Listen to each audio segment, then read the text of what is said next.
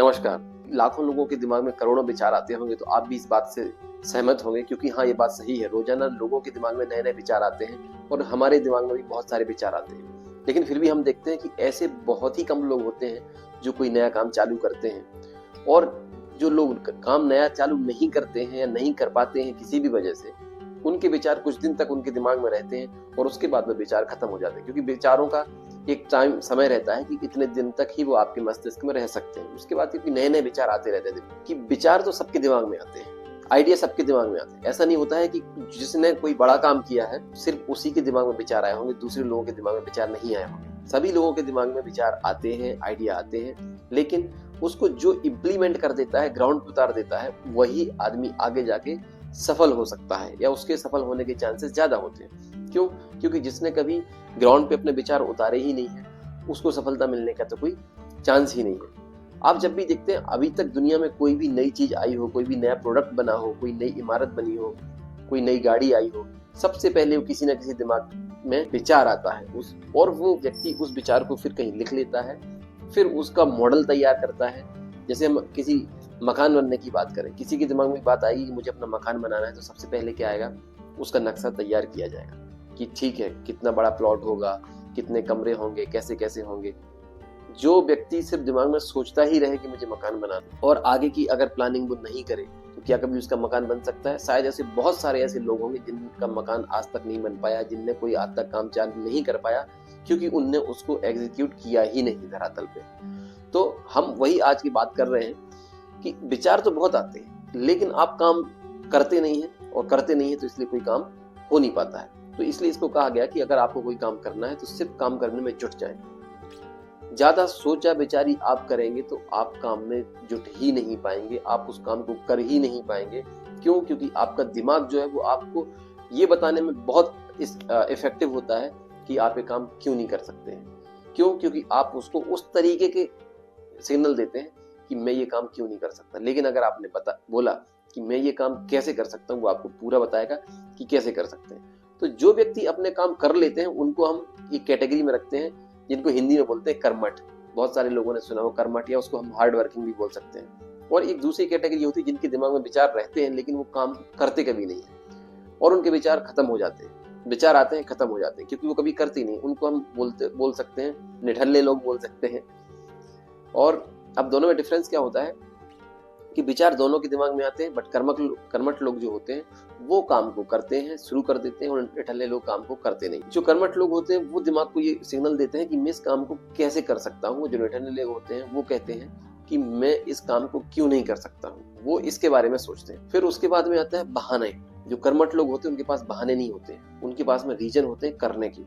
और जो निठल्ले लोग होते हैं उनके पास में बहुत सारे बहाने होते हैं कि मैं इसको कर क्यों नहीं सकता। वो कोई ना कोई एक्सक्यूज बना देते हैं। तो आपको ये एकदम क्लियर कर लेना है कि आपको कर्मठ की कैटेगरी में आना है, ना कि निठल्ले लोगों की कैटेगरी में आना है। आज तक आप जहां भी थे, जिस भी कैटेगरी में थे, अगर कोई बात नहीं, लेकिन अगर आप कर्मठ थे तो आपको और अच्छा बनना है, और अगर आप दूसरी में कैटेगरी में थे तो आपको पहले कर्मठ बनना है। और कर्मठ बनने के लिए क्या करना है, काम जो है उसको तुरंत कर डालना है। तुरंत कर डालना मतलब स्टार्ट कर देना है। जो विचार है उनको लिख लेना है, लिखने के बाद उन पर काम चालू कर देना है, फिर उसको एग्जीक्यूट करना है। इस तरीके से क्या होगा कि आप कर्मठ की कैटेगरी में आएंगे, और जो भी विचार आपके दिमाग में आते हैं उनको आप इम्प्लीमेंट कर पाएंगे।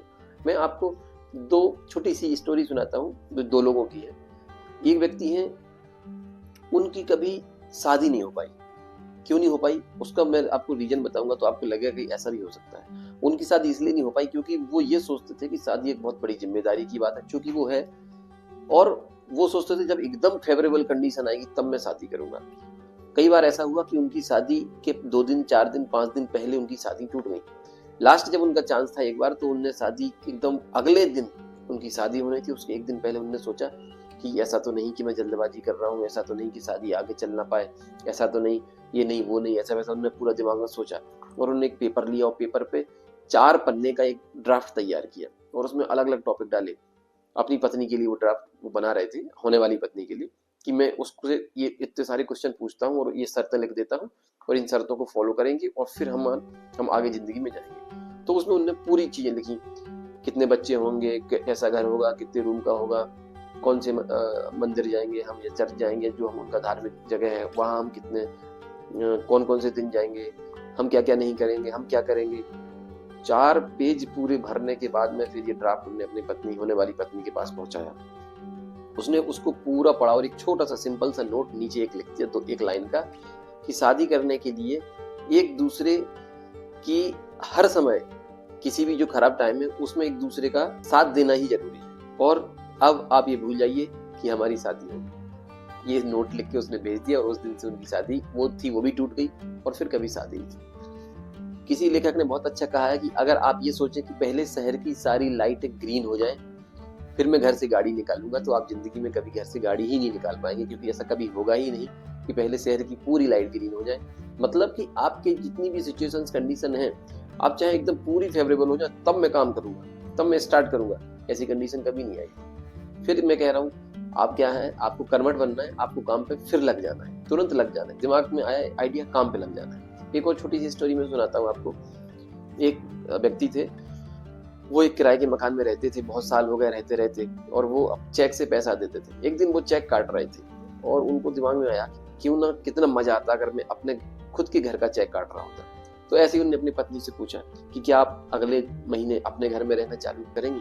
तो उनकी पत्नी ने सोचा मजाक कर रहे, वो हंसने लगी, कैसी बात कर रहे हो आप, अपने पास तो कुछ है ही नहीं। तो उसने कहा कि आप बताओ। बोले हाँ बिल्कुल, मैं पसंद करूंगी। बिल्डर के पास में चले गए, बिल्डर के पास। अब आप, उनने पूछा कि मुझे घर चाहिए, कितने में मिल जाएगा। तो छोटा ही घर था, तो अपना घर चाहिए। तो उसने बोला कि आपको $1200 लगेंगे, इंडिया की कहानी नहीं, बाहर की, $1200 लगेंगे। उनके पास $1200 तो छोड़ो, उनके पास $100 भी नहीं थे। फिर भी उन्होंने कहा कि अच्छा, तो मैं तो इसको एक बार में दे नहीं पाऊंगा, फिर मैं कैसे। तो उन्होंने आपको आप किस्तों में देना। तो उसने बोला कितनी किस्तें। तो उन्होंने बोला आप $100 करके देना। वो बोले ठीक है, मैं पत्नी से जाके बात करता हूँ। पत्नी से जाके बात की उन दोनों की, अपन कितना डॉलर पर मंथ बचा सकते हैं। तो $25 से ज्यादा वो बचा ही नहीं पा रहे थे, सब कुछ करने के बाद। $75 की फिर भी कमी पड़ रही थी।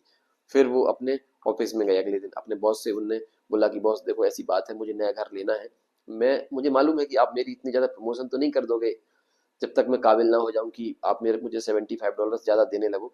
लेकिन हाँ, मेरी आपसे ये रिक्वेस्ट है कि आप मुझे कोई ऐसा काम बता दें ऑफिस में कि जो मैं एक्स्ट्रा आवर्स में उसको करूं, और आप मुझे फिर महीने के $75 एक्स्ट्रा देने चालू कर दें। तो उनके बॉस ने सोचा कि बात तो ये सही कह रहा है और मैं इसकी हेल्प कर सकता हूँ। तो उनके बॉस ने बोला कि अगर आप पूरे 7 दिन में 10 घंटे ज्यादा एक्स्ट्रा काम करते हैं ऐसे हर महीने, तो मैं आपको $75 एक्स्ट्रा दे सकता हूँ। उस दिन से बिल्डर को यस बोल दिया और इस तरीके से काम करना ऑफिस में चालू कर दिया, और 1 साल के अंदर वो अपने नए घर में थे। आप सोच सकते हैं, ये एक तरीके से इम्पॉसिबल सी चीज, ये सिर्फ नॉर्मल कहानी नहीं है, सच्ची बात है। तो ये क्यों, क्योंकि उनने अपनी जो अनफेवरेबल कंडीशन थी उनको नहीं देखा। अगर वो देखते तो शायद जिंदगी में कभी घर ही नहीं ले पाते। उनने ये देखा कि मैं इसको कर कैसे सकता हूँ। आइडिया आया, उसको एग्जीक्यूट किया। पूरे जब आप एग्जीक्यूट करने की तैयारी कर लेते हैं तो आपको वो सब चीजें दिखने लगती हैं, मिलने लगती हैं, जो आपकी हेल्प करके आपको मंजिल तक पहुंचा दें। इस तरीके से आप दोनों, दो लोग जो मैं दोनों कहानी सुनाई है, आप देख सकते हैं। एक व्यक्ति जिसने एक सिंपल सा काम, शादी करना, कोई बहुत बड़ा काम नहीं है, वो नहीं कर पाया जिंदगी भर। क्यों? क्योंकि वो हमेशा फेवरेबल कंडीशन सर्च कर रहा था। लेकिन एक व्यक्ति जिसके लिए $1200 बहुत बड़ा टास्क था, उसने 1 साल के अंदर कंप्लीट कर लिया और उसको जो चाहिए था वो मिल गया। इसलिए आपको क्या काम करना है, फेवरेबल कंडीशन कब आएंगी उसके बारे में नहीं सोचना है। आज जैसा है वैसा चालू करें, और एक दिन आपको जो चाहिए वो आपको मिल जाएगा।